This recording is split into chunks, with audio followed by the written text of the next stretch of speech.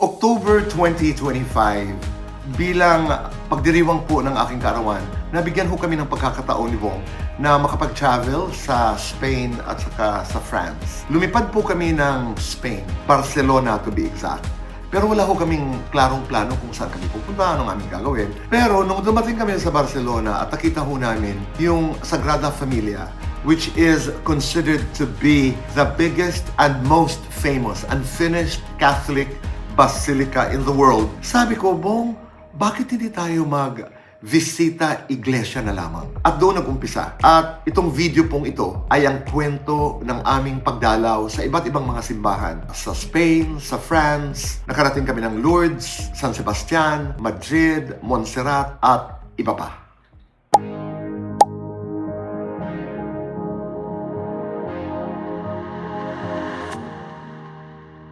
Ito ho yung rooftop ng tinutuluyan namin hotel dito sa Barcelona. Ang Circutel Rosellón. Ito likod lang namin ang Sagrada Familia. Napakaganda ho ng location. Ayun, isang building lang po ang pagitan, tapos yung simbahan na po na talagang dinadalaw ko dito sa Barcelona. Beautiful.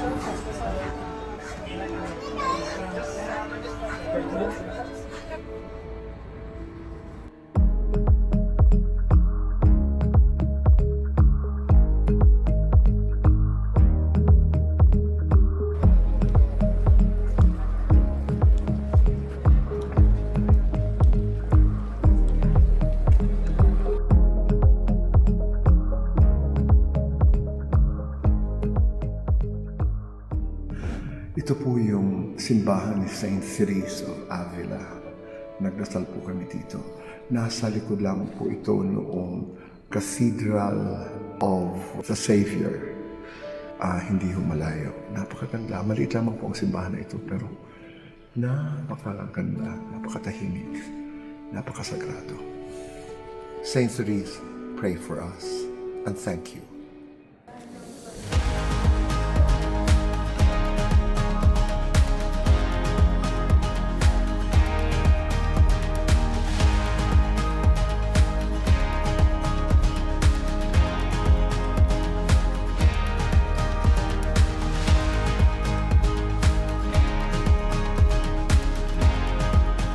Dito po tayo ngayon sa loob ng St. Mary Cathedral, dito po sa San Sebastian. Nagdasal po kami para po sa kalusugan namin ng lahat at kapayapaan at kaligtasan. Mama Mary, bless us. At Sebastian, pray for us. Lord Jesus, bless us. Maraming salamat. My heart is overflowing with gratitude sa lahat ng blessings na ibinibigay ng Panginoong Diyos. At saka itong oportunidad po to be able to visit churches in Spain and France. Maraming salamat. Napakaganda po ng simbahan. Tingnan niyo po, ganda. Yan si Bobong. Yan. Look at the altar. Ganda.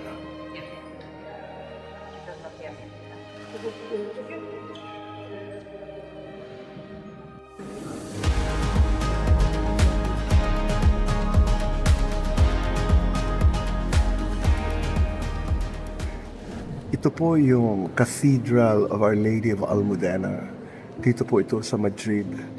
Ito po ang sentro ng Archdiocese of Madrid. Napakaraming mga bisita po ang dumarating dito sa katedral na ito. At sila po'y galing sa iba't ibang bayan.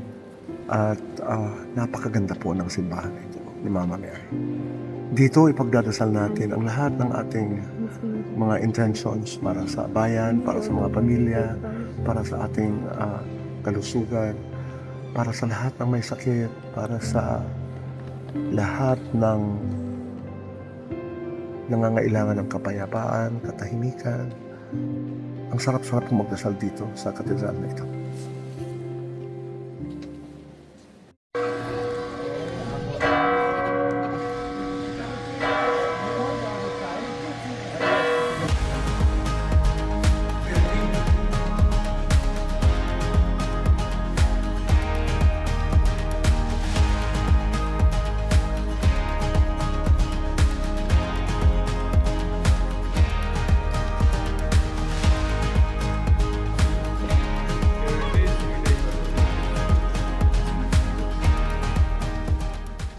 Tapos lamang ho ng prosesyon, inawayang mag-uumpisa na po ang Mass. Dito po pa rin kami sa grotto ng Lourdes.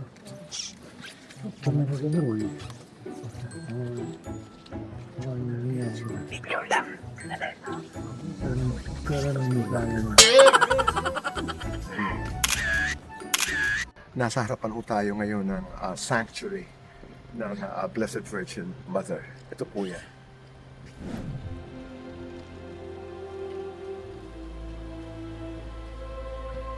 Napakatahimik, napaka-peaceful po. Dito po nagkaroon ng apparition ang Blessed Virgin Mary sa Lourdes. I feel so blessed na nagkaroon po ako ng opportunity in this lifetime to be here sa Lourdes, to be able to participate in the procession, to be able to pray the rosary, to be able to be where the Blessed Mother appeared. I feel so blessed. And I prayed for the Philippines. I prayed for the sick. Prayed for the helpless. At sabi ko nga kay alam niya kung ano ang mga hinihiling ng aking puso. Napakaganda ko ng lugar. Napakalamig pero napakaganda. Napakatahimik magkasabi. It's a beautiful experience. Ang mga tao ay nagbibigayan, mataas ang hangin, namamatay ang apoy ng mga kandila, pero nagsisindihan. People of different nationalities. Pero alam mo, lahat may mabait na Kristo. Swerte.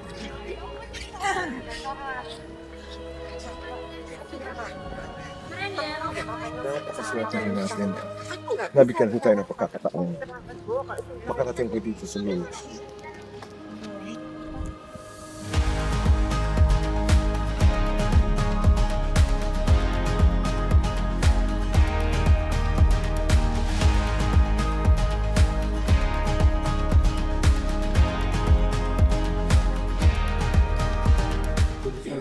Estación de tren alemana, 1942.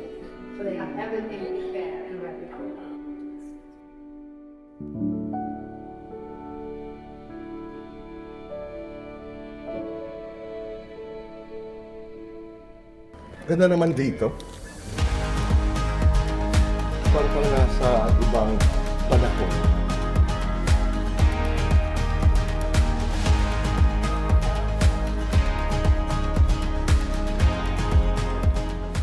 Ano ba tayo? Parang kami na lang po ang tao. parang nawawala ho yata kami. Wala na ho. May tao pa ba doon? Tingnan natin kung ano. Parang nawawala na ho ang tao dito sa lugar na ito. Nandito ho kami sa Gerona at tinahanap po namin yung cathedral. Pero parang kumbento na yata ito. Wala na ho masyadong tao dito. Walang tao.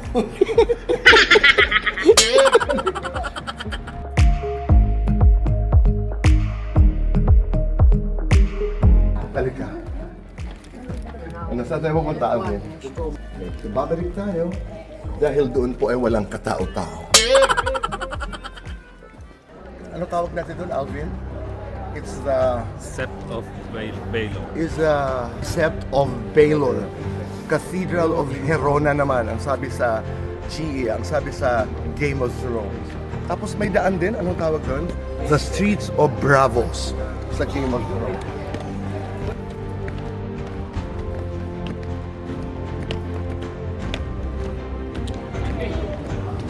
Ganon. Ganon, no? Yan.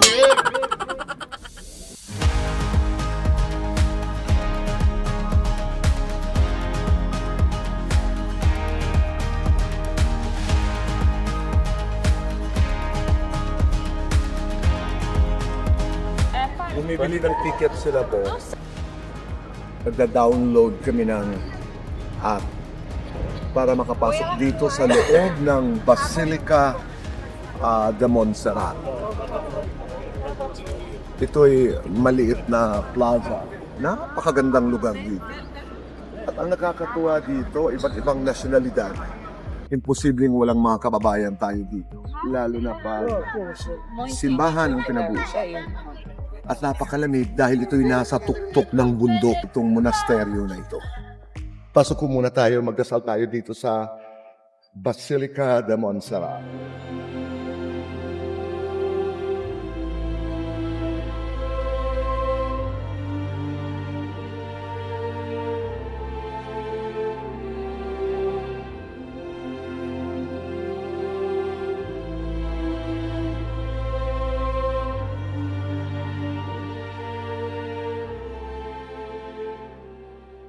Alam niyo po ito yung sinasabi ko.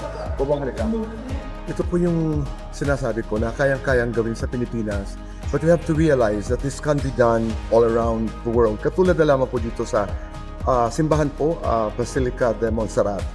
Yung pwede po ang religious tourism, halimbawa. Pero dito po, ang naobserbahan ko, the invested of the church, napakaganda po sa loob ng simbahan ito. At iba-ibang parte ng simbahan, iba-iba po ang rate na ibinabayad. Halimbawa, gusto mo pa pumasok sa basilica, iba po ang rate. Pag gusto mo pumunta doon sa altar, may iba kang babayaran.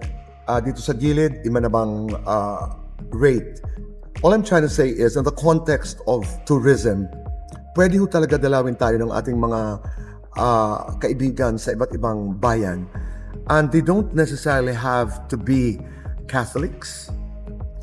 All kinds of tourists coming from the world can visit the churches of Quiapo, San Sebastian, mga simbahan sa Iloilo, sa Cebu, sa Bohol, at iba't ibang probinsya pa ng Pilipinas. But we have to invest on infrastructure. We have to invest on technology. Lahat ng pagpasok po dito sa simbahan na ito, lahat po naka-online na. Merong mga tourists. If you want to know the story of the church, it is available online.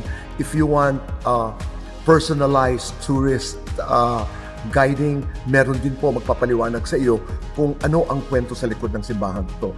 So, napakalaki po ng ating potensyal na hindi lamang mga lugar, nothing wrong with beautiful beaches, nothing wrong with food, but there are other things that we can work on as tourist attractions for the Philippines. Basilica de Montserrat is inspiring.